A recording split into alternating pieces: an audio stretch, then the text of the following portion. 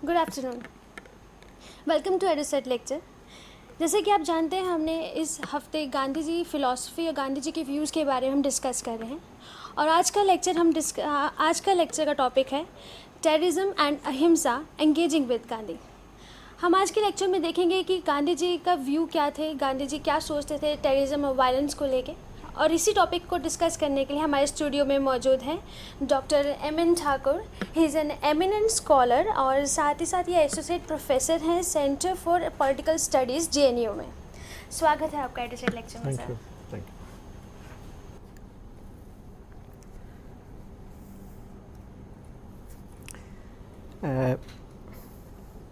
कल गांधी जयंती थी और पूरे देश भर में अलग अलग तरीके से गांधी को देखने समझने की कोशिश की गई है। कई बार बहुत आश्चर्य भी लगता है ये देखकर कि गांधी को अब उन लोगों ने भी अपना मान रखा है जो लोग विदेशी पूंजी का भारत में स्वागत करने में लगे हैं। दूसरी तरफ लगभग 60,000 भूमिहीन लोग पूरे देश से ग्वालियर पहुंचे हैं और ग्वालियर से अब दिल्ली की तरफ आने वाले हैं। वो भी गांधी को अपना मानते हैं।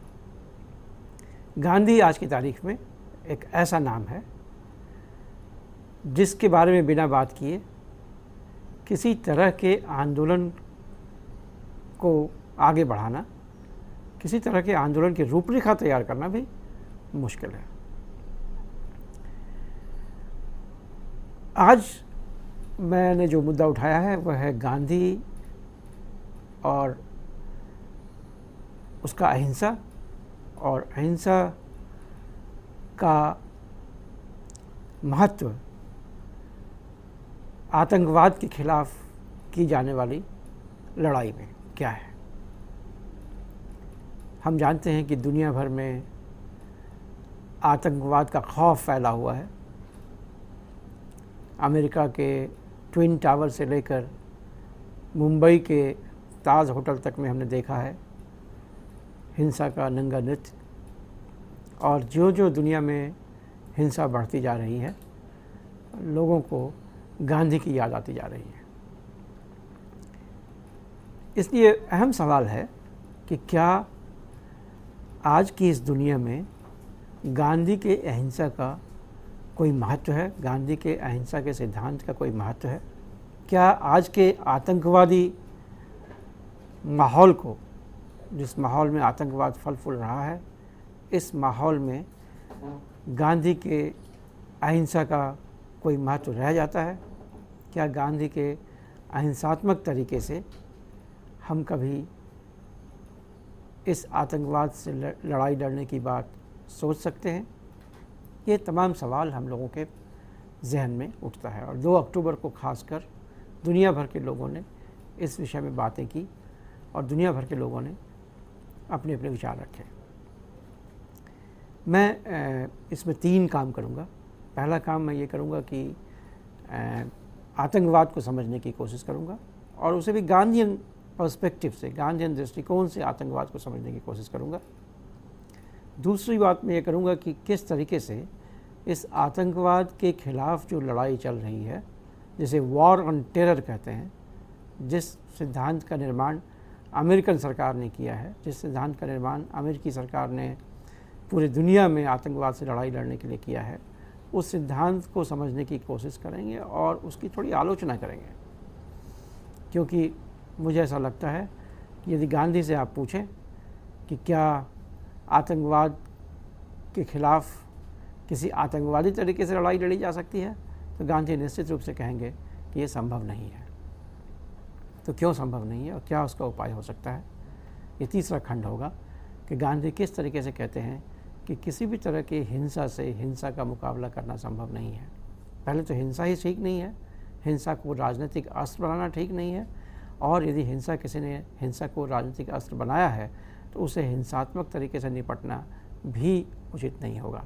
और उसके विपरीत गांधी जिस तरह की स्ट्रैटेजी की बात करते हैं उसमें अहिंसा है, उसमें जो नए प्रयोग हुए हैं, साउथ अफ्रीका में एक नया प्रयोग हुआ है जिसे ट्रूथ एंड रिकन्सिलिएशन कमीशन कहा जाता है, या भारत और अमेरिका और कई देशों के न्यायालयों में जो प्रयोग चल रहा है जिसे मीडिएशन, समझौतावादी तरीका कहा जाता है, जो मीडिएशन होता है। तो हम देखेंगे कैसे गांधी इस तरह के अल्टरनेटिव्स को लेकर सामने आते हैं, किस तरह से गांधीयन पर्सपेक्टिव से इस तरह के अल्टरनेटिव की बात की जा सकती है और कहाँ तक की जा सकती है, क्या उसका कोई उपयोग आज की दुनिया में हो सकता है या नहीं। यही हमारा आज का मुख्य मुद्दा होगा।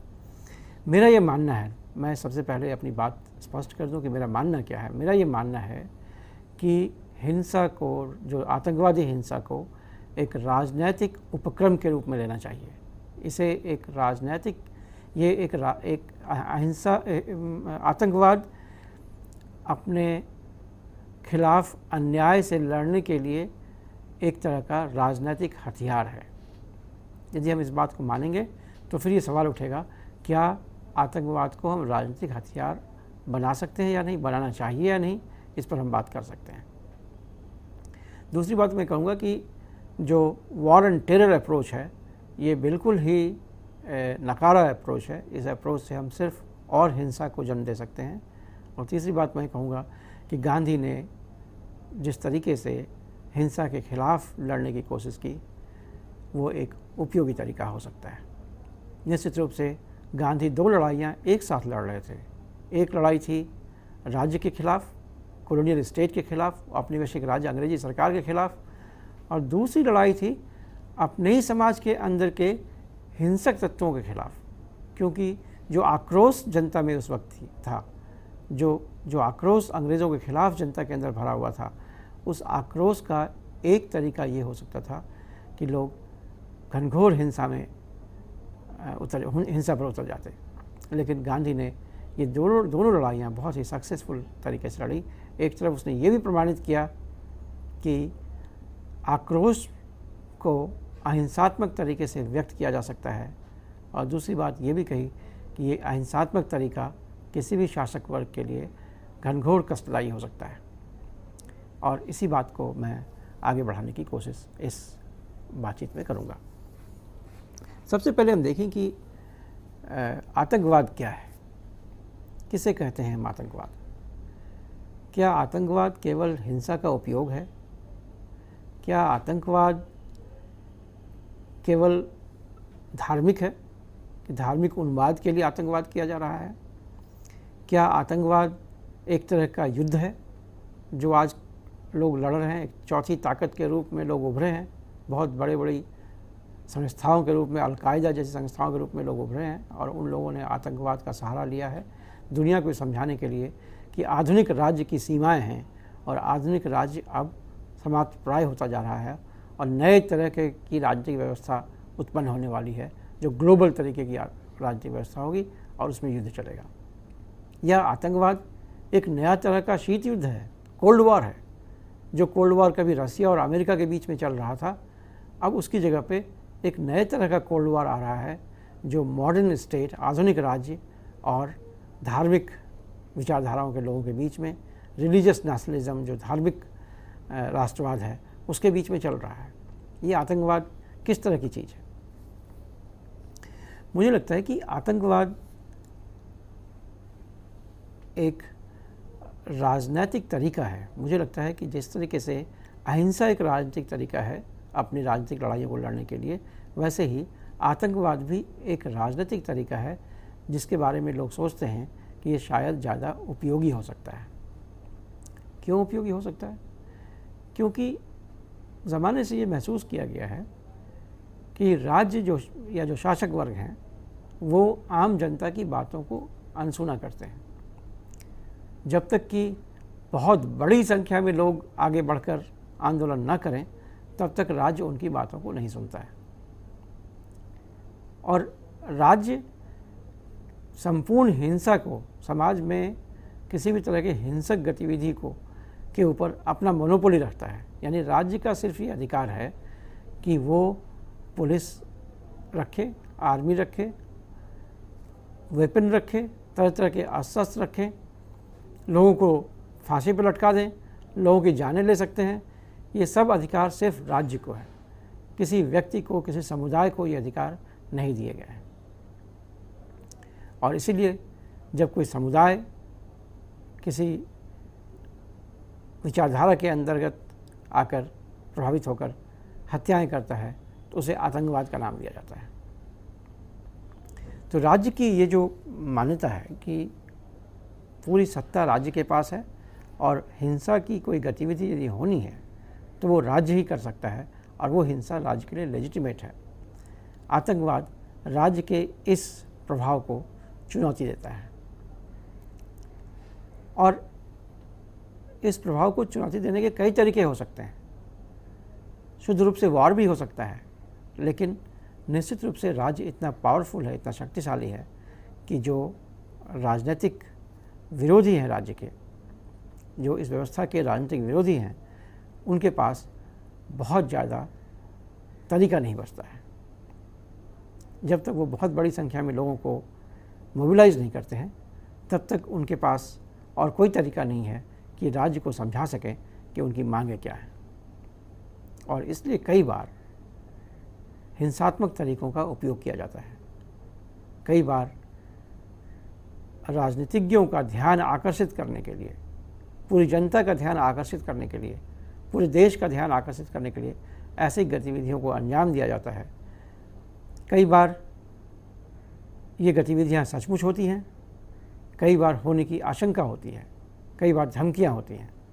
इन तमाम चीज़ों से राज्य को आगाह किया जाता है कि ये मांगें हमारी हैं जिसे आपको माननी होंगी। राज्य की समस्या ये है कि जैसे ही कोई ऐसी चुनौती उसे मिलती है जो उसके मौलिक शक्ति के ऊपर आघात हो, तो राज्य उससे बौखला जाता है और फिर राज्य के पास इतनी शक्ति है कि वो उसे रिटेलिएट करता है, वो उसे बांधने की कोशिश करता है, उसे पकड़ने की कोशिश करता है जो ऐसी गतिविधियों को करता है, और ये सिलसिला चढ़ पड़ता है।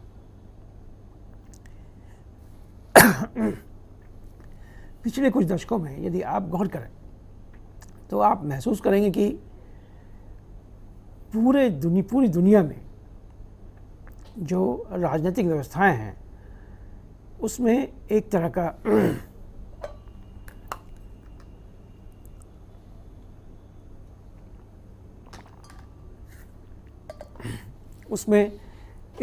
एक तरह से उसकी लेजिटिमेसी को खतरा हो गया है। लोगों के बीच में उसकी मान्यता है उसे खतरा हो गया है और इस खतरे के निपटने के लिए राज्य भी कई जगह हिंसा का सहारा लेता है। एक शांतिपूर्ण जुलूस के ऊपर भी राज्य हिंसात्मक हो उठता है, पुलिस लाठीचार्ज करता है, क्योंकि राज्य का अपना ही जो अस्तित्व है वो खतरे में रहता है, सरकारें खतरे में रहती हैं।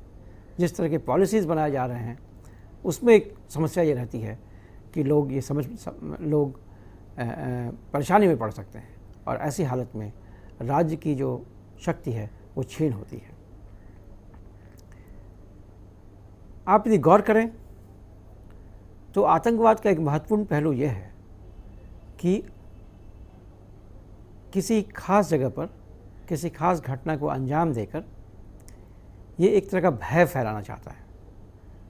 सिर्फ यही नहीं कि लोगों को आकर्षित करना चाहता है, वो तो एक कम्युनिकेशन थियरी है कि अखबारों के मुख्य पृष्ठ पर कैसे पहुँचें। बड़ा आसान तरीका है कि आप कहीं हिंसात्मक गतिविधियों को अंजाम दें और आप अखबारों के मुख्य पृष्ठ पर होंगे, दुनिया के लोग आपके बारे में बातचीत करने लगेंगे। लेकिन बात ये भी है कि कई बार सचमुच भय फैलाने के लिए ऐसा किया जाता है। कई बार लोगों को ये बताने के लिए किया जाता है कि आप इस तरह की गतिविधि में ना शामिल हों जिससे कि किसी समुदाय की भावनाओं को ठेस पहुँचे। ऐसा भी होता है। कई बार एक लो स्केल वॉर भी है अब कहते हैं कि हिंदुस्तान और पाकिस्तान के बीच में निरंतर कई वर्षों से ये आतंकवादी खेल चल रहा है। पाकिस्तान आतंकवादियों को ट्रेंड करता है और भारत की सरजमी पे भेजता है, फिर यहाँ कोई एक दो छिटपुट घटनाएं होती हैं और भारत और ज़्यादा खर्च अपने प्रोटेक्शन के ऊपर करता है, या फिर वो सचेत होता है कि कहीं ऐसी घटनाएं ज़्यादा न बढ़ने लगें और अंदर भी एक जो प्रक्रिया, राजनीतिक प्रक्रिया चल रही है, वो ढीली हो जाती है। ऐसे ही पाकिस्तान ये आरोप लगाता है कि हिंदुस्तान भी कुछ आतंकवादियों को ट्रेंड करता है। ये भी संभव है कि एक लो स्केल वॉर कंटिन्यूसली देशों के बीच में चल रहा हो। हमने देखा है कि अमेरिका ने अब आतंकवाद को एक लो स्केल वॉर की तरह घोषित कर दिया है। बुश ने जब ट्विन टावर पर हमला हुआ, बुश ने कहा वी आर ऑन वॉर, यानी हम युद्ध में शामिल हैं, ये युद्ध चल रहा है और ये कोई छीटपुट घटनाएं नहीं हैं, ये कोई एक दो घटनाएं नहीं हैं, बल्कि ये एक तरह का युद्ध है जो बिना पूर्ण युद्ध हुए ही युद्ध की स्थिति बनी हुई है। लेकिन इन तमाम बातों में एक ख़ास बात मुझे ये लगती है कि निश्चित रूप से उसे युद्ध कहें या एक तरह का क्राइम भी कुछ लोग कहते हैं, ये क्राइम है या राजनीतिक हथियार हो, ये निश्चित है कि आतंकवाद का एक राजनीतिक आयाम है। ये निश्चित है कि आतंकवाद एक राजनीतिक गतिविधि है। जितने भी एक्टर्स हैं आतंकवाद में जो शामिल होते हैं, वो सब लोग अपनी एक राजनीतिक समझ बनाते हैं और उनकी राजनीतिक समझ पर उनका पूरा स्ट्रैटेजी टिका होता है। वो गैर राजनीतिक लोग नहीं हैं, वो राज्य को कब्जा करना चाहते हैं, राज्य पे कंट्रोल करना चाहते हैं और राज्य पर कंट्रोल करने के लिए एक तरीका मानते हैं आतंकवाद को, ताकि राज्य उनकी बातों को सुन सके, समझ सके और राज्य से जो चीज़ें वो चाहते हैं वो पा सकें। तो एक तरह से आतंकवाद का एक राजनीतिक डायमेंशन है। ये केवल क्राइम नहीं है। हो सकता है कुछ क्रिमिनल्स भी आतंकवाद में हों, ऐसा भी हो सकता है कि वो क्राइम में भी इन्वॉल्व होते हैं, लेकिन बड़े पैमाने पर यदि आप सोचें तो निश्चित रूप से ये जो आतंकवादी गतिविधियां हैं, इसका एक ठोस राजनीतिक आधार है। एक तरह की राजनीतिक समझ है उनकी, जिस समझ को लेकर वो इस तरह की गतिविधियों में शामिल होते हैं। वो समझ सही है या गलत है, ये एक अलग बात हो सकती है। दूसरी महत्वपूर्ण बात जो आतंकवादी गतिविधियों में है, वो ये है कि जो आतंकवादी ग्रुप है वो अपने विचारों को, अपने आर्ग्यूमेंट्स को, अपने तर्क को कुछ इस तरह से गढ़ते हैं कि उसमें एक सेंस ऑफ इनजस्टिस हो, रिवेंज का मामला हो, एक दर्द हो, एक तरह का तर्क हो इस बात के लिए कि समाज से या राज्य से या दुनिया से उन्हें न्याय नहीं मिला है और उस अन्याय के खिलाफ वो लड़ने की कोशिश करते हैं। सच तो ये है कि दुनिया में जब भी मानव अमानवीय गतिविधियों पर उतरता है, जब भी लोगों को मारने की कोशिश करता है बड़े पैमाने पर, तो निश्चित रूप से उसके पीछे परसीव्ड इनजस्टिस होता है। सचमुच उसके साथ अन्याय हुआ या नहीं हुआ ये महत्वपूर्ण नहीं है, लेकिन ये भावना होती है कि मेरे साथ अन्याय किया गया है और उस अन्याय के खिलाफ लड़ने के लिए मैं कुछ भी कर सकता हूँ। बहुत ही मज़ेदार वाक़या है कि आप यदि गौर करें इस वाक़े पे, तो महाभारत का एक संदर्भ है कि जब महाभारत का युद्ध होने जा रहा है, उसकी पूर्व संध्या पर धृतराष्ट्र ने विदुर को बुलावा भेजा और विदुर से कहा कि आप मुझे बताओ कि इस युद्ध के लिए कौन जिम्मेदार है।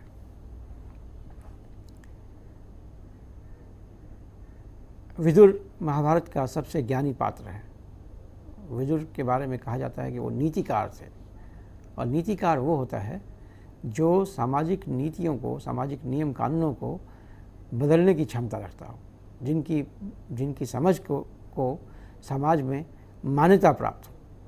तो ऐसे थे विदुर नीतिकार, जिन्हें बुलाया गया और धृतराष्ट्र ने कहा कि आप तो नीतिकार हैं, आप तो ज्ञानी हैं, आप मुझे बताइए विदुर, तुम मुझे बताओ विदुर कि इस युद्ध के लिए कौन जिम्मेदार है।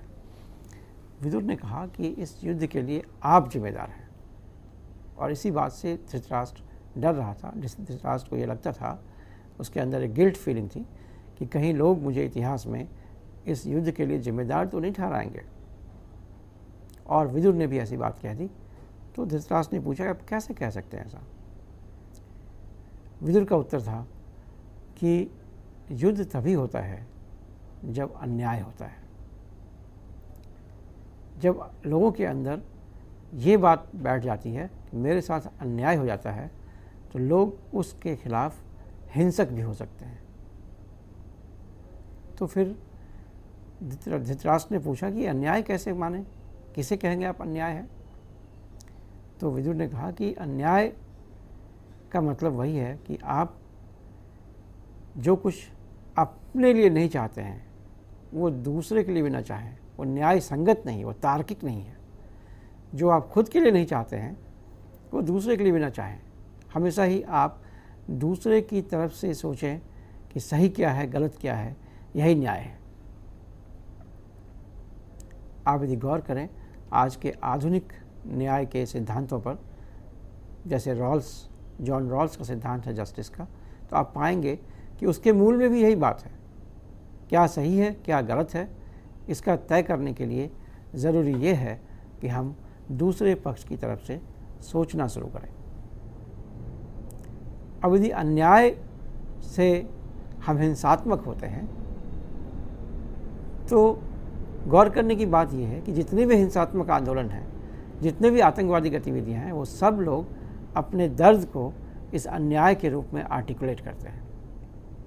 अब यदि हमने ये महसूस कर लिया कि मेरे खिलाफ अन्याय हो रहा है और उस अन्याय से निकलने का ये तरीका है कि मैं वायलेंट हो जाऊं, मैं हिंसा पे उतर जाऊं, तो इससे लड़ने के लिए क्या तरीका हो सकता है, कैसे लड़ेंगे आप इससे। फ्रेंच फैनॉ जैसे लोग बड़े बुद्धिजीवी थे, रेचर्ड ऑफ द अर्थ, उन्होंने पुस्तक लिखी। उन्होंने कहा कि यदि हमें ये लग जाए कि हमारे साथ अन्याय हो रहा है तो युद्ध करना या उसके खिलाफ हिंसक होना हमारे मन की तसल्ली के लिए ज़रूरी है, हमारे मुक्ति के लिए ज़रूरी है कि हम उसके खिलाफ हिंसक हो जाएं। लेकिन शायद यदि हम लगातार हिंसक हों और सब लोग हिंसक हो जाएं सिर्फ इस बात पर कि मुझे लग रहा है कि मेरे साथ अन्याय हो रहा है, तो दुनिया रहने के काबिल नहीं होगा। और ये हालत अभी हो गई है। दुनिया रहने के काबिल कुछ ही दिनों तक रह पाएगी ऐसा लगता है। एक बड़े वैज्ञानिक हैं स्टीफन हॉकिंग, अभी वो उनका जो फिज़िक है वो बहुत गड़बड़ है। उनकी तबीयत ठीक नहीं है, उनको बहुत सारी बीमारियां हैं, वो फिजिकली साउंड नहीं है। फिर भी उन्होंने तय किया कि वो अंतरिक्ष में जाएंगे और अंतरिक्ष में आगे लोग कैसे रहेंगे ये देखना चाहते थे। लोगों ने उनसे पूछा कि आप इतनी परेशानियों के बावजूद क्यों जाना चाहते हैं अंतरिक्ष में। उन्होंने कहा कि मैं देखना चाहता हूँ कि भविष्य का मानव कैसे रहेगा, क्योंकि पृथ्वी अब कुछ दिनों के बाद रहने के लायक नहीं रहेगा। लोगों ने पूछा क्यों, ऐसा क्यों, क्या है। उन्होंने कहा कि अभी क्या है कि आप यदि बहुत से लोगों को मारने के लिए कोई अस्त्र शस्त्र बनाना चाहते हैं तो उसके लिए आपको बहुत पैसा इन्वेस्ट करना पड़ेगा। आने वाले समय में इस तरह के अस्त्र शस्त्र का निर्माण बहुत ही आसान होने वाला है। लोग अपने कमरों में बैठकर ऐसे शस्त्रों का निर्माण कर लेंगे जिससे बड़ी संख्या में लोग मारे जाएंगे। जो रिसर्च अभी जेनेटिक इंजीनियरिंग में चल रहा है, बायोटेक्नोलॉजी में चल रहा है, इन चीज़ों से वायरसेस ऐसे पैदा हो सकते हैं जो हज़ारों लोगों को साफ कर देंगे।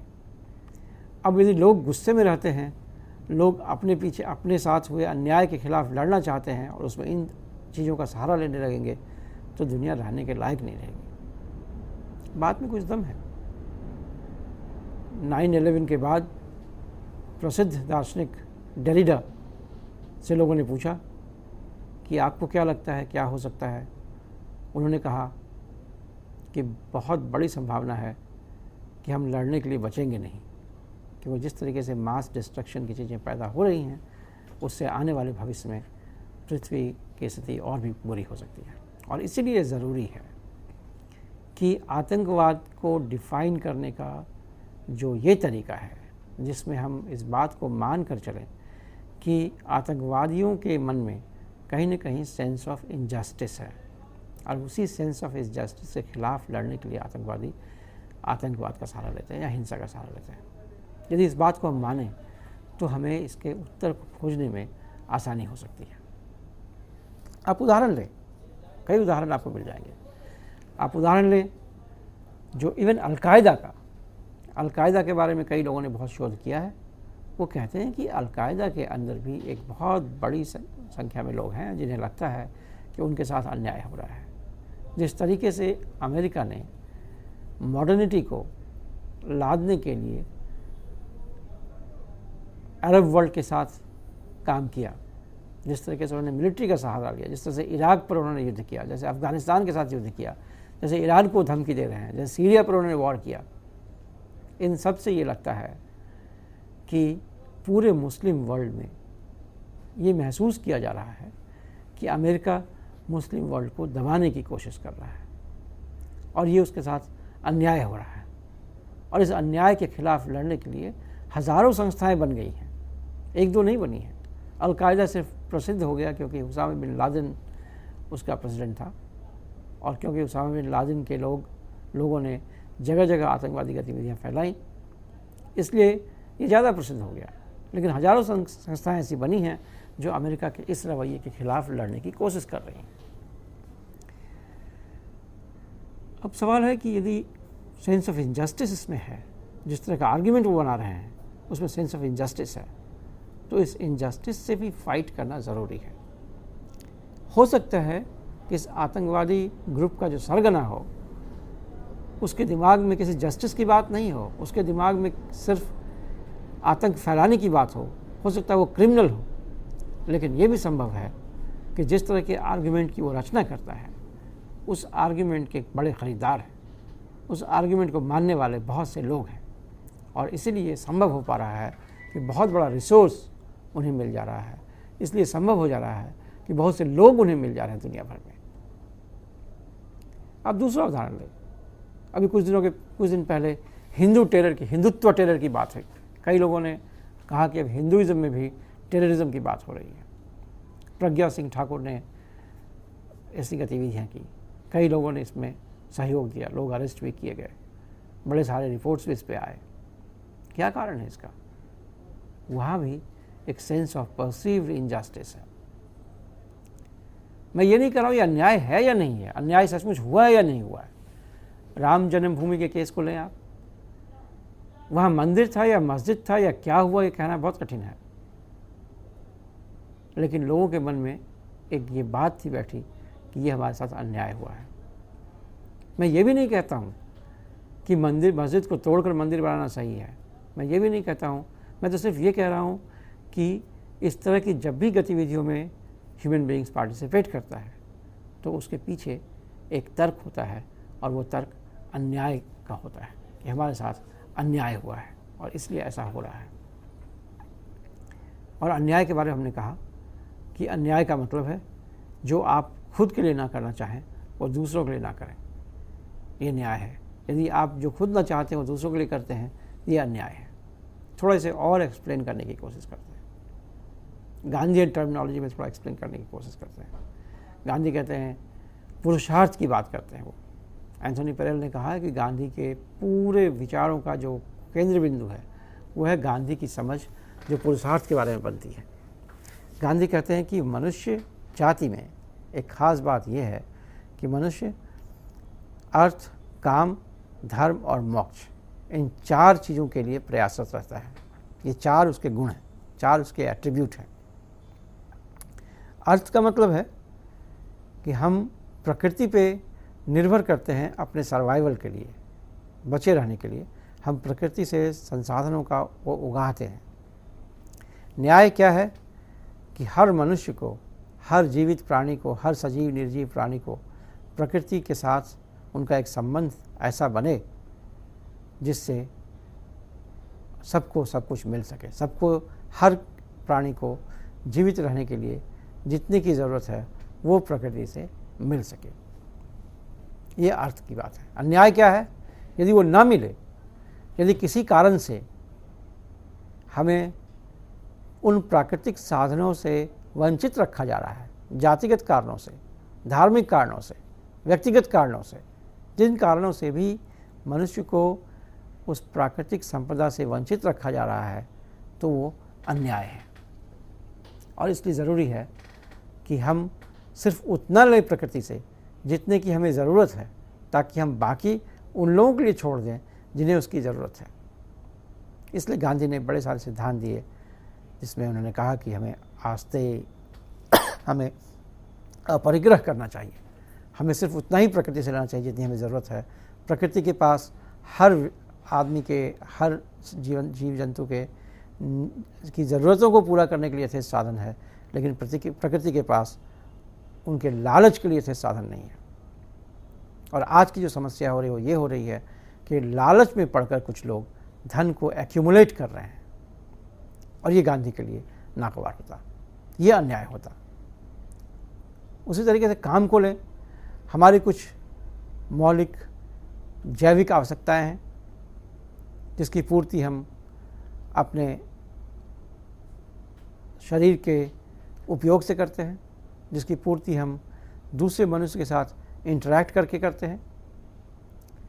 उन आवश्यकताओं को पाने के लिए, उन आवश्यकताओं की पूर्ति के लिए हमारे पास यथेष्ट स्पेस होना चाहिए।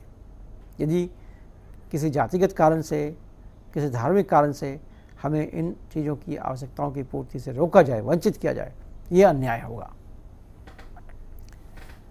इसी तरीके से आप धर्म की बात लें। धर्म का मतलब है कि प्रकृति के नियमों का पालन करना। प्रकृति के नियमों का यदि हम पालन करते हैं तो हम धार्मिक हैं। और जो सामाजिक नियम हैं वो प्रकृति के नियमों के आधार पर बने हुए हैं। जो मोरालिटी है वो भी प्रकृति के नियमों के आधार पर बने हुए हैं। यदि कुछ ऐसी मोरालिटीज़ हैं, यदि कुछ ऐसी मान्यताएं हैं, यदि कुछ ऐसे नियम कानून हैं, सामाजिक नियम कानून हैं जो प्रकृति के नियमों की अवहेलना करते हों, कि उसे नहीं स्वीकार करते हों, तो ये अन्याय है। न्याय ये है कि हम सब लोग प्रकृति के नियमों का पालन करें। मोक्ष क्या है? मोक्ष है जब हम अपनी ही चेतना के बारे में सचेत हो जाएं, जब अपने कॉन्शसनेस के बारे में हम सचेत हो जाएं, उसे समझने की कोशिश करें, हम अपने कॉन्शसनेस को समझें, हमारे दिमाग में क्या बातें चल रही हैं इसे हम समझ सकें, तो ये मोक्ष है। क्योंकि जब इन बातों को हम समझेंगे तो हमारा आक्रोश भी जाता रहेगा। जब इन बातों को हम समझेंगे तो हम ये समझ पाएंगे कि किन बातों से हम दुखी हो रहे हैं और किन बातों से हम खुश हो रहे हैं। और समझने के क्रम में हम सुख और दुख इन दोनों से ऊपर जा सकते हैं। और मोक्ष की प्राप्ति के लिए, ऐसी मनस्थिति की प्राप्ति के लिए कि हम सुख और दुख से प्रभावित ना हों, कोई ऐसी बात ना हो जिससे हम इतने दुखी हो जाएं कि हमारा बॉडी एक अलग तरह का रिएक्शन पैदा करे और जिससे हम परेशान हो जाएं। हम सुख और दुख से परे जा सकें। इसके लिए जो टेक्नोलॉजी सोसाइटी में है, जिसे टेक्नोलॉजी ऑफ द सेल्फ कहते हैं, फुको इसे टेक्नोलॉजी ऑफ द सेल्फ कहते हैं, ये टेक्नोलॉजी जो है, इस टेक्नोलॉजी पे हर किसी का एक्सेस होना चाहिए। हर किसी को वहाँ तक पहुँचने का राइट होना चाहिए, चाहे वो मंदिरों की तरफ से हो, चाहे वो मस्जिदों में हो, चाहे वो गुरुद्वारों में हो, चाहे वो सम्मेलनों में हो, चाहे वो मेडिटेशन सेंटर्स में हो, जैसे भी, या साइको एनालिसिस हो, जैसे भी हम अपने कॉन्शसनेस को समझ पाने में सक्षम हो, उसके लिए जो भी व्यवस्था हो सकती है वो हमें पूरी तरह से उपलब्ध होनी चाहिए। यदि ये चार चीज़ें हमें उपलब्ध होती हैं तो हम कहेंगे ये न्याय है, ये न्यायपूर्ण समाज है। अन्यायपूर्ण समाज वो है जहाँ ये चीज़ें उपलब्ध नहीं हो पाती हैं। कुछ लोगों को, बड़ी संख्या में लोगों को यदि ये चीज़ें उपलब्ध नहीं होती हैं तो ये एक अन्यायपूर्ण समाज है। और इसीलिए हम कहते हैं कि जो अन्याय के खिलाफ की लड़ाई है, वो लड़ाई कई बार हिंसात्मक हो जाती है। समस्या लड़ाई नहीं है, क्योंकि लड़ाई तो बहुत ज़रूरी है। अन्याय के खिलाफ की जाने वाली हर लड़ाई बहुत ज़रूरी है। और गांधी यदि होते तो वो भी अपना शेष जीवन अलग अलग तरह के अन्याय के खिलाफ लड़ने में लगाते। लेकिन अन्याय के खिलाफ की लड़ाई हो कैसे, ये सवाल है। जो आतंकवादी ग्रुप है वो सोचता है कि इस अन्याय के खिलाफ की लड़ाई आतंकवाद के द्वारा किया जा सकता है।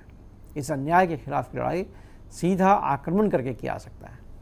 इस अन्याय के खिलाफ की लड़ाई खूनी हो सकती है। यही गांधी को इससे समस्या है।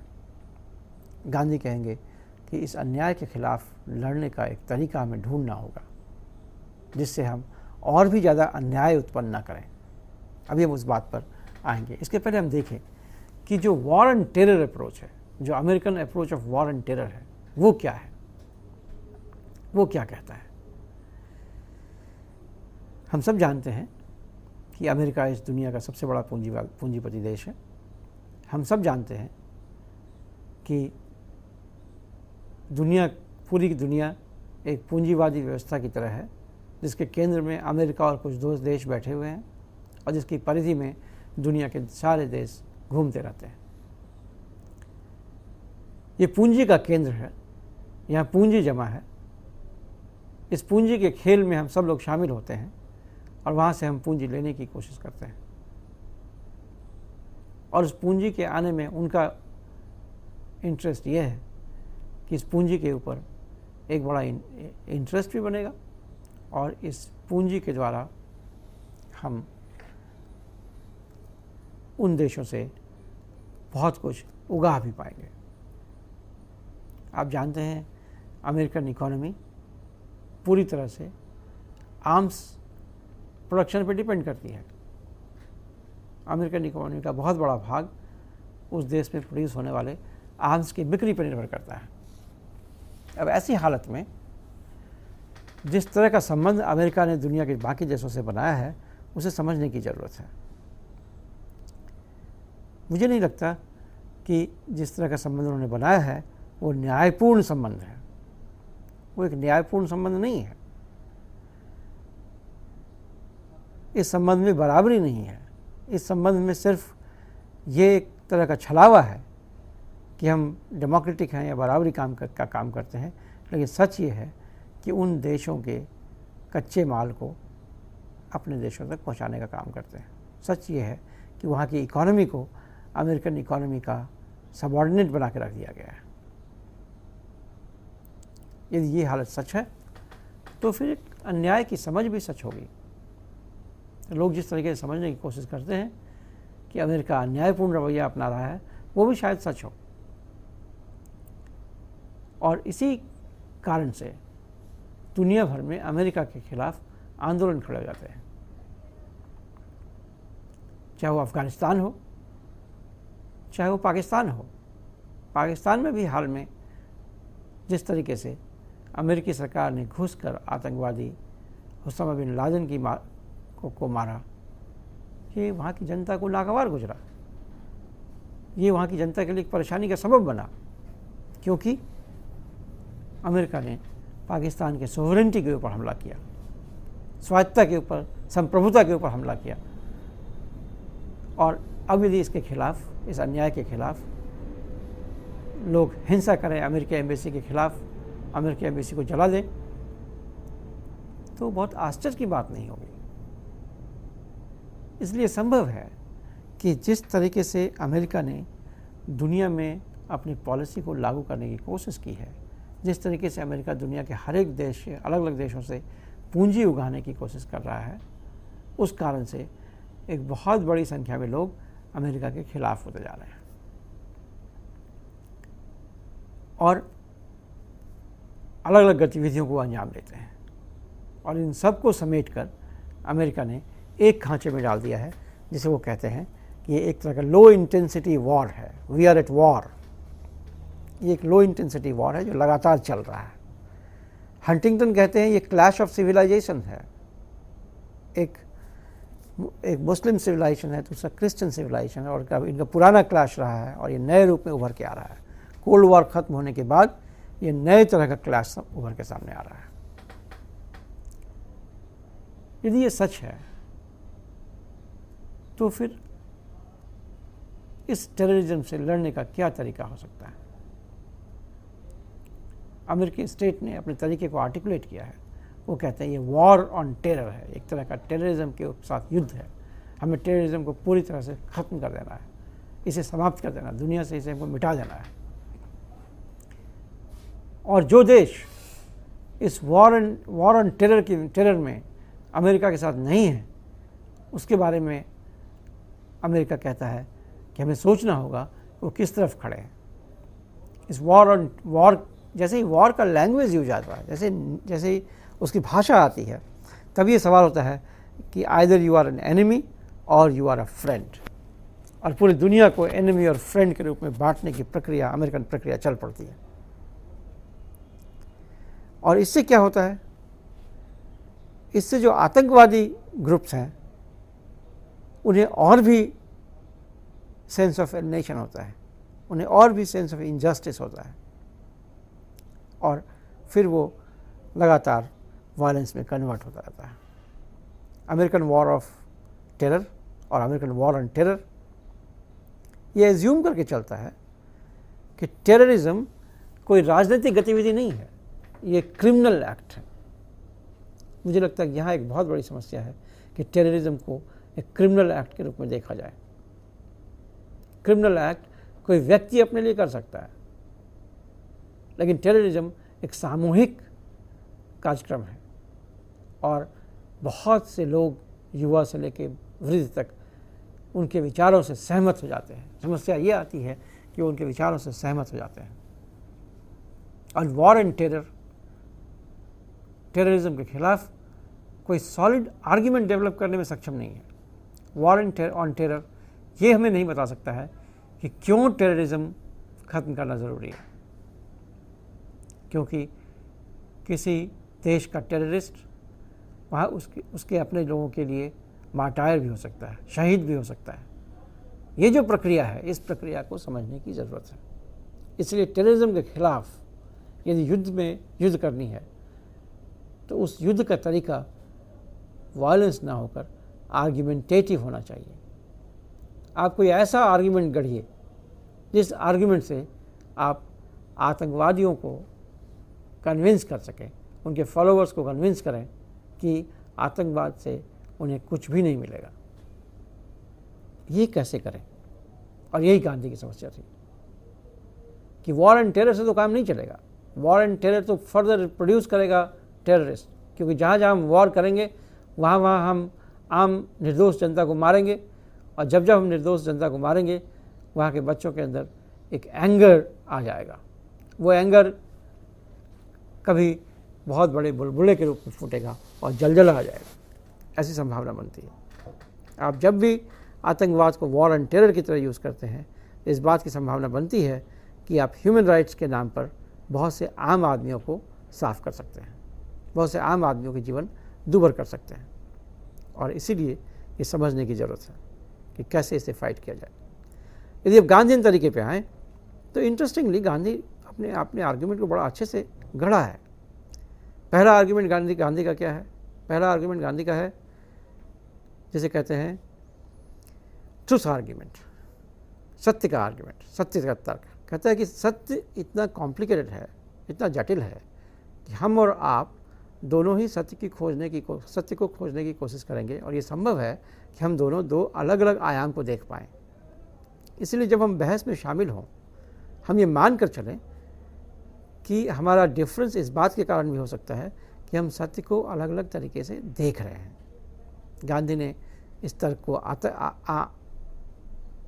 जैन दर्शन अनेकांतवाद के आधार पर गढ़ा है कि कैसे आप सत्य को बहुआयामी माने। यदि सत्य बहुआयामी है तो निश्चित रूप से किसी एक बात को सत्य मानकर आप हिंसात्मक नहीं हो सकते हैं, क्योंकि यदि आप हिंसात्मक हो जाएं और कुछ वर्षों के बाद आपको पता चले कि आपका विरोधी सही था, तो फिर आप क्या करेंगे? इसलिए सत्य के लिए सिर्फ आप आग्रह कर सकते हैं, और यही सत्याग्रह है। सत्य के लिए किया जाने वाला आग्रह ही सत्याग्रह है। आप आग्रहपूर्वक अपने विरोधी से कहें कि मेरी बात सही है, लेकिन आप कतई ऐसा ना करें कि आपकी बात से असहमत होने वाला व्यक्ति पूरी तरह से गलत है। और ये तो बिल्कुल ना सोचें कि जो आपसे असहमत है उन्हें जीने का अधिकार नहीं है। दूसरी बात है गांधी की, जिसे कहते हैं साइकिल ऑफ वायलेंस। आपने एक बार वायलेंस किया, आपने एक बार हिंसात्मक गतिविधि उठाई, तो फिर उसका दूसरा रिटेलिएशन होगा, फिर आप फिर हिंसात्मक होंगे, और ये कभी नहीं खत्म होने वाला एक सिलसिला चल पड़ेगा। इस सिलसिले में मारा कौन जाएगा? तो मनुष्य मारा जाएगा। इस सिलसिले को तोड़ना मुश्किल होगा, क्योंकि राज्य भी उसमें एक्टर है, राज्य भी इस काम में शामिल होगा, और फिर आप इस सिलसिले को ख़त्म नहीं कर सकते हैं। तीसरा आर्गुमेंट गांधी ने दिया है इंटेंशनैलिटी आर्गुमेंट, कि इंटेंशन क्या है आदमी का। एक बड़ा अच्छा उदाहरण है इसका कि ये संभव है कि आपसे किसी का झगड़ा हो, वो व्यक्ति आपकी तरफ बंदूक लेकर आ रहा हो और आप समझें कि वो आपको मारने आ रहा है और आपने उसकी हत्या कर दी। संभवतः आधुनिक राज्य आपको माफ़ कर देगा इस आधार पर कि आपका जो शक था वो सही भी हो सकता था, और आपको अपने जीवन की रक्षा करने का अधिकार है, और इसलिए आपने उसे मार डाला। गांधी कहते हैं ऐसा नहीं, ये संभव नहीं है। ये भी संभव है, ये सही नहीं है। ये भी संभव है कि वो आदमी बंदूक लेकर आपके पास आ रहा हो और ये कहे कि आप मुझे मार डालो, मैं लेकिन ऐसा नहीं करने वाला हूँ, ये बंदूक आप लो, आप रख लो, कुछ भी हो सकता है। और यदि आपने उसे मार डाला और बाद में आपको पता चला कि वो व्यक्ति एक्चुअली आपको मारने नहीं आ रहा था, फिर आप क्या करेंगे? तो आतंकवाद के खिलाफ लड़ने में हमें इस बात को समझना होगा कि हम मनुष्य के साथ हैंडल कर रहे हैं, हम किसी एनिमल से नहीं लड़ रहे हैं, हम मनुष्य के साथ लड़ने की कोशिश कर रहे हैं, और इसलिए उनके खिलाफ एक तर्क को गढ़ने की कोशिश करनी पड़ेगी। और चौथी बात उन्होंने कहा कि आतंकवादी तरीका फिजिबल नहीं है। आधुनिक राज्य इतना पावरफुल है, यदि आप ये समझते हैं कि आतंकवादी तरीके से आप राज्य को पलट देंगे तो शायद ये संभव नहीं है, क्योंकि इनके पास वेपन्स ऑफ मास डिस्ट्रक्शन है। इनके पास आप देखें श्रीलंका का उदाहरण, वर्षों से लड़ाई चल रही थी, और जिस दिन श्रीलंकन सरकार ने यह तय किया कि इन्हें ख़त्म कर देना इस लड़ाई को, उन्होंने हजारों लोगों को मारकर लड़ाई ख़त्म कर दी। आज का राज्य इतना शक्तिशाली है कि यदि वो चाहे तो किसी भी तरह के आतंकवादी गतिविधियों का सामना कर सकता है। इसलिए आतंकवादी तरीके से यदि एक राजनीतिक उद्देश्य को हम पाना चाहते हैं तो गांधी कहेंगे ये बहुत सही नहीं है, क्योंकि इसमें बहुत मौतें होंगी, और ये बिल्कुल निश्चित नहीं है कि आपको कुछ मिल भी जाएगा। और यदि मिल भी गया तो ये भी संभव है कि जो आपका हिंसात्मक रवैया है वो बरकरार रह जाए, और बाद का समाज अत्यंत ही हिंसात्मक हो जाए। और इसीलिए आप गौर करेंगे कि जो तीन तरीके आजकल अपनाए गए हैं हिंसा से बचने के, वो सभी बहुत महत्वपूर्ण हैं। गांधी अहिंसा की बात करते हैं, उसके बारे में हमने जाना है। अहिंसात्मक आंदोलन, सत्याग्रह आंदोलन, सत्याग्रही को क्या करना चाहिए, गांधी इसके बारे में बहुत कुछ कहते रहे हैं। लेकिन दो नए प्रयोग भी हुए हैं। एक नया प्रयोग है truth and reconciliation commission south Africa का। जब वाइट राज वहाँ ख़त्म हुआ, जब गोरों का राज वहाँ ख़त्म हुआ, तो इस बात की संभावना बनी कि बहुत हिंसा समाज में होगी, क्योंकि बहुत से काले लोग हिंसा से गुजरे हैं, बहुत दुख उठाया है, उनके अंदर जो एंगर है वो फूट कर निकल सकता है। तो वहाँ के जो बड़े बुद्धिजीवी थे उन लोगों ने गांधीयन तरीके से इन चीज़ों को ख़त्म करने की कोशिश की, और एक कमीशन बनाया जिसके ऊपर हिंसा हुई है वो अपनी बात को कहेगा, जिसने हिंसा की है वो वहाँ बैठेगा, और जज सारी बातों को सुनकर उन दोनों से पूछेगा कि इसका क्या होना चाहिए, किस तरह के पनिशमेंट की व्यवस्था की जानी, किस तरह की सज़ा दी जानी चाहिए। बहुत बड़ी संभावना है कि वह माफ़ीनामा लेकर बात खत्म हो जाए, कम से कम उस तरह का हिंसात्मक जो रवैया था, जो एंगर था, वो रिलीज हो जाएगा। ऐसा ही कुछ नया तरीका आजकल आधुनिक न्याय व्यवस्था ने अपनाया है। आधुनिक न्याय व्यवस्था ने अब यह तय किया है कि सारे जो मुकदमे हैं उन्हें हम सिर्फ कानून के आधार पर ख़त्म नहीं कर सकते, बल्कि अब दोनों पार्टी को बिठाकर हम बातचीत के आधार पर उसे ख़त्म करने की कोशिश करें, जिसे मीडिएशन कहते हैं। ये गांधीयन तरीका है, मीडिएशन बिल्कुल एक गांधीयन तरीका है। इन दुनिया भर के लोगों ने जब इन संस्थाओं को उठाया है वो गांधीयन तरीके से उठाया, लोग एक्सेप्ट करते हैं ये गांधीयन तरीका है। तो ये 2-3 तरीके भी गांधी के हैं, जिन तरीक़ों को यदि हम उपयोग में लाएँ तो आज का समाज जो अत्यंत हिंसात्मक हो उठा है उसे हम बदल सकते हैं, उस हिंसा से हम लड़ने की कोशिश कर सकते हैं। उनके खिलाफ जो अन्याय हुआ है उस अन्याय के खिलाफ लड़ने के लिए इन अस्त्रों का हमें उपयोग करना पड़ेगा और उस अन्याय को समझने की कोशिश करनी पड़ेगी। यदि हम ये मान लें कि हर तरह के आतंकवाद की जननी अन्याय है तो हम अन्याय के खिलाफ लड़कर ही आतंकवाद को ख़त्म कर सकते हैं, चाहे वो अंतर्राष्ट्रीय स्तर का अन्याय हो या राष्ट्रीय स्तर का अन्याय हो या व्यक्तिगत स्तर का अन्याय हो। आप ये निश्चित रूप से अन्याय को और गंभीरता से समझने की कोशिश करें और यदि हम इस तरह से कर सकेंगे तो शायद गांधी ज़्यादा उपयोगी हो पाएंगे हमारे लिए। मैं इतना ही कहना चाहूँगा।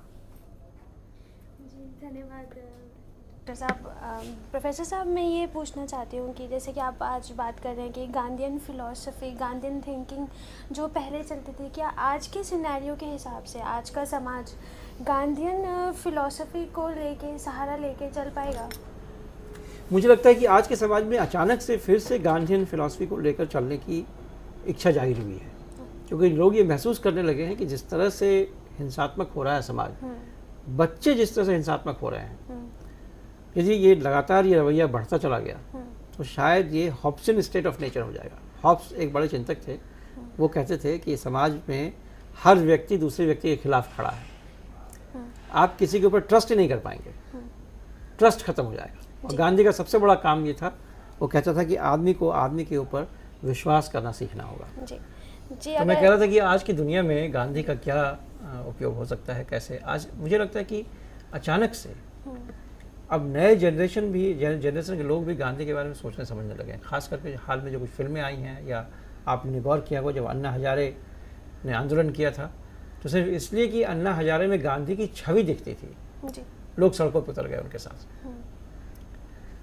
निश्चित रूप से अन्ना हजारे और गांधी की कोई तुलना नहीं हो सकती है, क्योंकि गांधी एक बहुत ही ज़्यादा पढ़े लिखे और अंतर्राष्ट्रीय स्तर पर सोचने समझने वाले व्यक्ति थे। अन्ना हजारे एक गांधीवादी हैं जिन्होंने एक छोटा मोटा प्रयोग किया है, लेकिन फिर भी लोग उनके पक्ष में आ गए।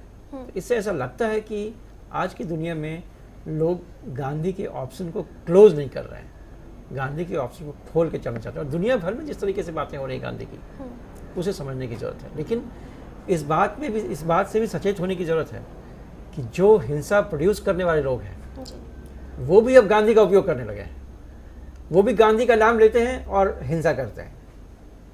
अभी आप देखेंगे कि गांधी ने हमेशा ही कंजम्पशन के खिलाफ आवाज़ उठाई कि भाई आप उतना ही खर्च करो, उतना ही चीज़ों को प्रकृति से लो जितने की आपको ज़रूरत है। लेकिन जो मॉल संस्कृति है वो किस विश्वास पे बना है, उसका आधार क्या है?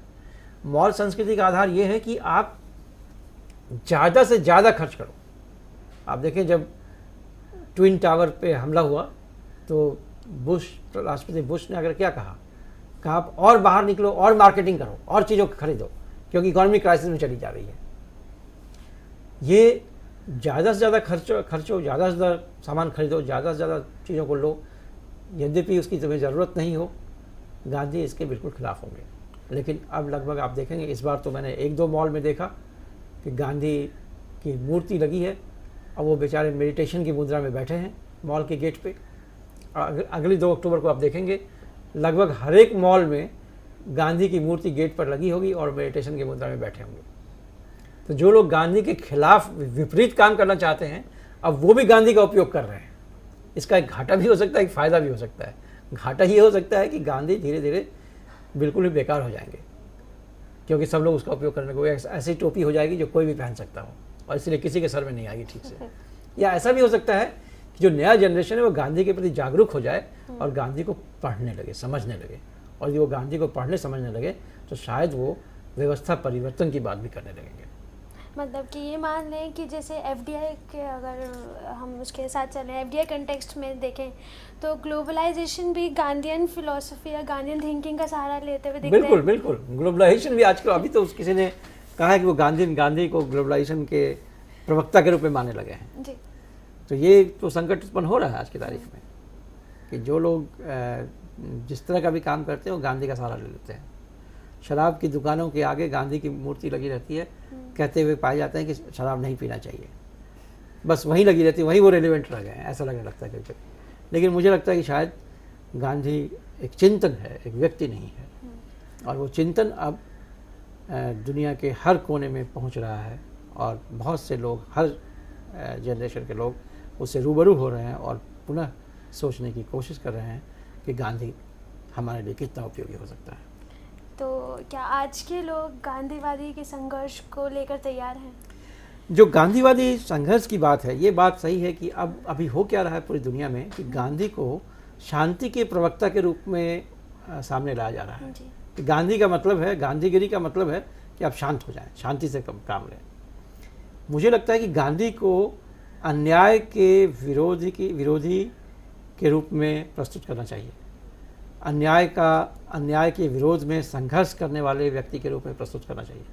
गांधी के लिए अहिंसा तभी महत्वपूर्ण था जब आप हिंसा के बदले अहिंसात्मक तरीके से विरोध करें।